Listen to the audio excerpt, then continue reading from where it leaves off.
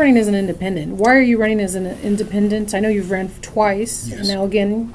Yes, you're running. this will be my second time running for U.S. Congress, and I ran one time for Dallas City Council. But I'm running as an independent simply because of the fact that both parties are broken. Our system is broken. And we have partisanship that's going on in Washington, D.C., and we really need bipartisanship. I would like to start an independent movement. I think that when you look at the voters today, a lot of them are disgruntled and have been disenfranchised through voter ID laws, through electronic voter fraud with the machines. I'm running to basically change the status quo. Hopefully we can be the first in the nation to elect an independent to Congress, African-American independent to Congress from Dallas, Texas, one of the largest majority-minority districts in the nation. And I think it's real important that what Carlos was saying, we need to have unity to come together, both black and Latinos. We have 34% of our prison population made up of black and Hispanics. 2.3 million of those are in prison. 1.1 million of those are black and brown. That's becoming the new educational system for a lot of our young people.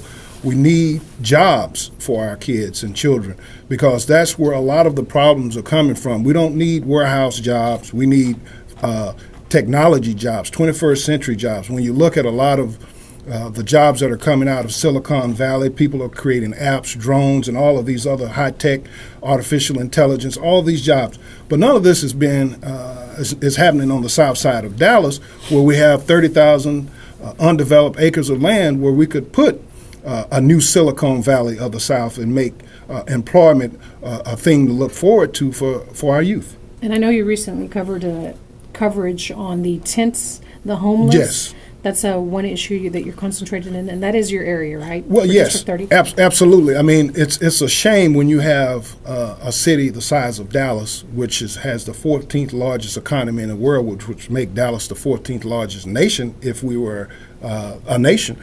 But yet we have 300 or so families living under I-45, and they're threatened to be evicted on May 1st. I think that's a travesty. I mean, right here in the city of Dallas with so many riches in finance, oil and gas and real estate, but yet we can't find proper real estate for our downtrodden and our least fortunate. In addition to I-45, we have Sand Branch. Sand Branch been without water for 30 years. Our current Congresswoman has been in office for a little over 30 years. So she hasn't provided the basic necessity for the quality of life for these residents of Sand Branch. But yet they want to build a park in the moon. Yeah, but yet they want to build a park on the moon 230,000 miles away from Dallas, but yet we can't even get there. So I think it's ludicrous. I think Congresswoman Johnson has done a great job in the past. I want to emphasize, in the past. I will say, just like anybody would say, what have you done for me lately? Right now, I can't say anything that she's done for the constituents of District 30 that anybody can put their finger on. And I'm out talking to the constituents every day because I'm getting signatures for my petition. They say they want her gone. But the only way you can get Eddie Bernice Johnson out of that seat that doesn't belong to her and belongs to the people is that they have to come out and vote. You have to vote. I need 100 and some thousand votes in November. We must remove Eddie Bernice Johnson from the seat. What's the new strategy that you're doing, Eric? 400 by 400. 400 what? 400 by 400. I need 400 people to get another 400 people. And that will allow me to win. And when I say that, we have to have 500 signatures to be certified on the ballot. Last time I ran, I got 1,500.